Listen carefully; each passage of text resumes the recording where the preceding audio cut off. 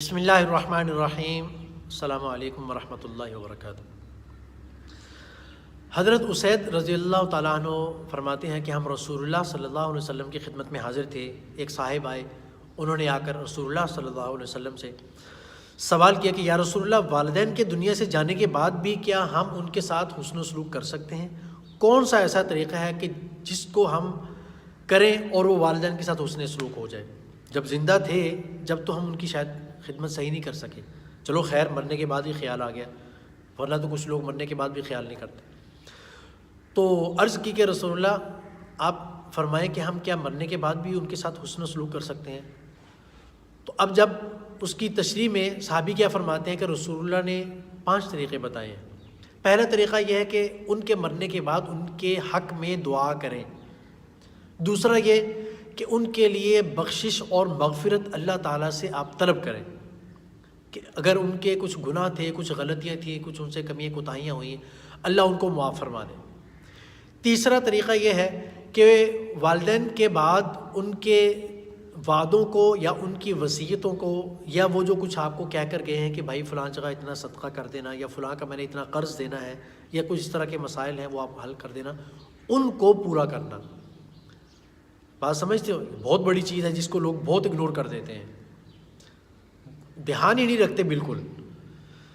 اور چوتھا طریقہ یہ ہے کہ والد یا والدہ کی وجہ سے جو رشتہ داریاں آپ کے ساتھ جڑی تھیں نا، والدہ کی طرف سے خالہ، ماموں وغیرہ اوپر تک، والد کی وجہ سے دادا، پھوپھا اور اس طریقے سے اوپر تک جتنے بھی ہیں، خیر میں تفصیل میں نہیں جا رہا۔ یہ دونوں رشتے اصل کون تھا، مین کون تھا آپ کے لیے؟ ماں اور باپ یا بہن بھائی۔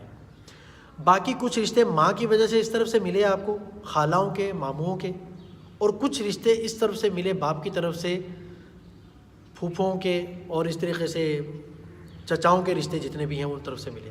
تو یہ جتنے رشتے ان دونوں طرف سے آپ کو ملے ہیں، ان رشتوں کو آپ جاری رکھیں، ان کی قدر کریں، ان کے ساتھ حسن و سلوک کریں۔ یہ بھی گویا کہ ایسے ہی ہے جیسے آپ اپنے والدین کے ساتھ حسن سلوک کر رہے ہیں، کیونکہ ان کی رپورٹس جب ان کو پہنچیں گی کہ میرا بیٹا فلاں کے ساتھ اچھا رہا ہے، میری بہن کے ساتھ، پھپھو کے ساتھ یا چچا کے ساتھ اچھا کیا، اس کے بیٹوں کے ساتھ اچھا رہا ہے، تو اس سے بہت فائدہ ہوگا۔ اور ویسے بھی حدیث پاک میں حکم ہے کہ اپنے رشتہ داروں کے ساتھ حسن و سلوک رکھا جائے۔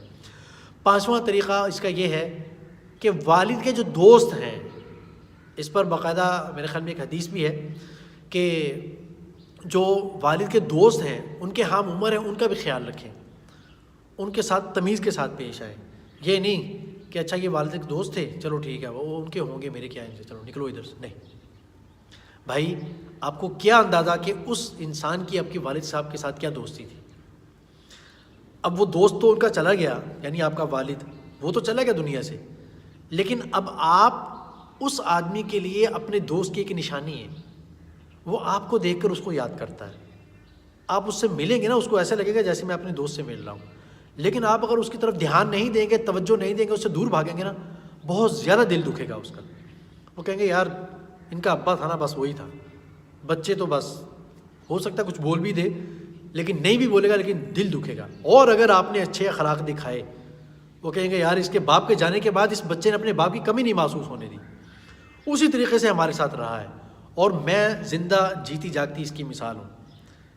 اپنا فخر نہیں بیان کر رہا ہوں، میں اپنے جب گاؤں میں جاتا ہوں، جو میرے والد صاحب کے جاننے والے جو بہت قریبی ہیں، میں آپ یقین کرو ان کے ساتھ جب ان کے گلے لگتا ہوں نا، خود حالانکہ عمر کا بہت زیادہ تفاوت ہے، وہ بہت زیادہ بوڑھے ہیں، میں تھوڑا سا کم عمر کا ہوں، لیکن میں جب ان کے سینے لگتا ہوں نا تو میں اسی سوچ سے لگتا ہوں کہ یار یہ وہ لوگ ہیں جو میرے والد صاحب کے ساتھ بیٹھا کرتے تھے۔ محبت کی بات ہوتی ہے بھائی، اور وہ بھی مجھے اچھے طریقے سے دبا کر بہت سکون محسوس کرتے ہیں۔ ان کے چہرے سے پتہ چل جاتا ہے، کبھی کبھی ان کی آنکھوں میں آنسو آ رہے ہوتے ہیں، صاف پتہ چل رہا ہوتا ہے کہ یار یہ بندہ مخلص تھا میرے والد صاحب کے ساتھ۔